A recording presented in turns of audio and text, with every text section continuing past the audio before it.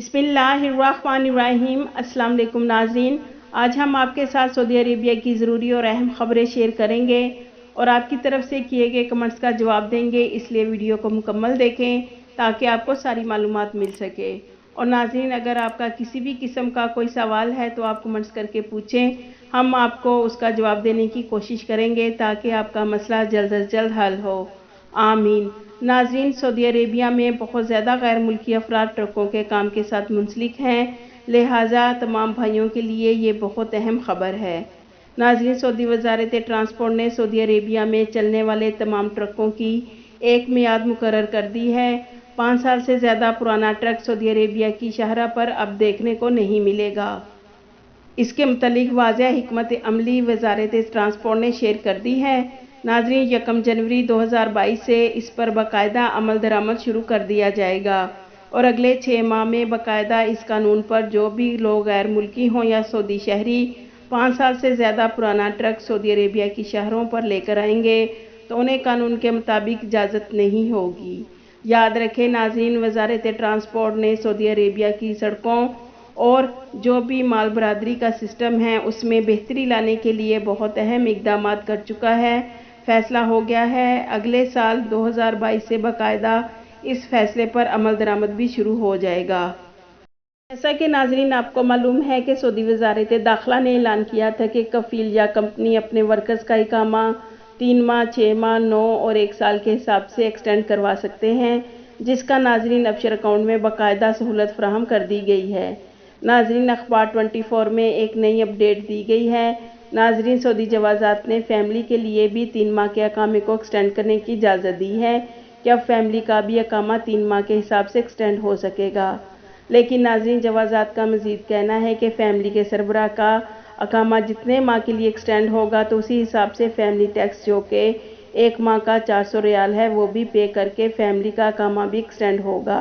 अगर फैमिली के सरबराह का अकामा 3 माह के लिए एक्सटेंड होगा तो इसी हिसाब से फैमिली की फ़ीस 1200 रियाल पे करके फैमिली का अकामा भी 3 माह के लिए एक्सटेंड होगा, जो कि सऊदी जवाज़ात ने वाज़िया कर दिया है। अगर किसी ने फ़ाइनल एग्ज़िट जाना है तो उन्हें पूरे साल के इकामे की फ़ीस पे करने की ज़रूरत नहीं, अब 3 माह का इकामा एक्सटेंड करवा कर फ़ाइनल एग्ज़िट जा सकते हैं।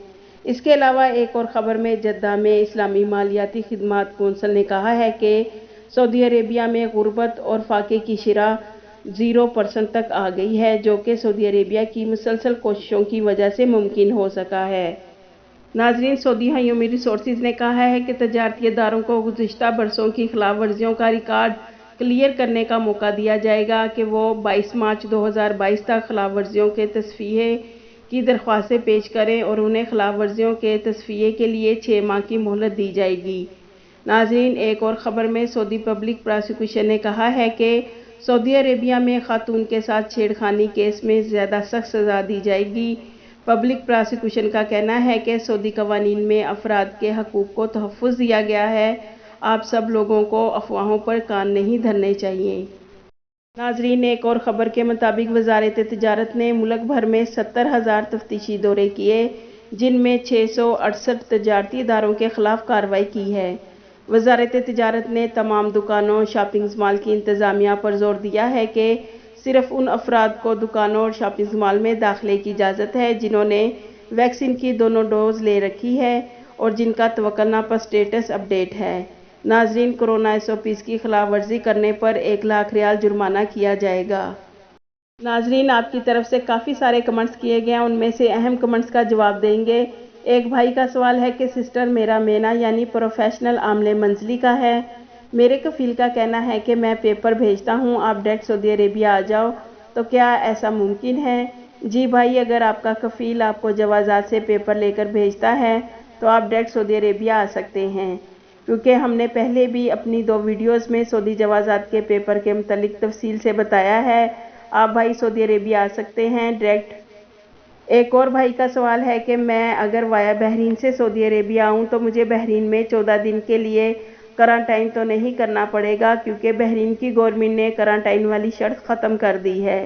भाई, अगर आप वाया बहरीन या किसी भी कंट्री से वाया सऊदी अरेबिया आना चाहते हैं तो आपको मालूम है कि सऊदी गवर्नमेंट की रिक्वायरमेंट है कि پابندی والے ممالک سے تارکین اگر مملکت آنا چاہتے ہیں تو انہیں پہلے 14 دن کسی ایسے ممالک میں گزارنے ہوں گے جس پر سعودی گورنمنٹ نے سفری پابندی نہیں لگائی، لیکن بحرین کی گورنمنٹ نے اپنے شہریوں اور جو غیر ملکی بحرین میں کام کرتے ہیں ان کا 10 دن والا کرنٹائن پیریڈ ختم کیا ہے، یعنی بحرین میں اب 10 دن کے لیے کرنٹائن والی شرط ختم کر دی گئی ہے، جبکہ آپ تو سعودی عربیہ آنا چاہتے ہیں اس لیے آپ کو 14 دن گزارنے ہوں گے تبھی آپ مملکت آ سکیں گے۔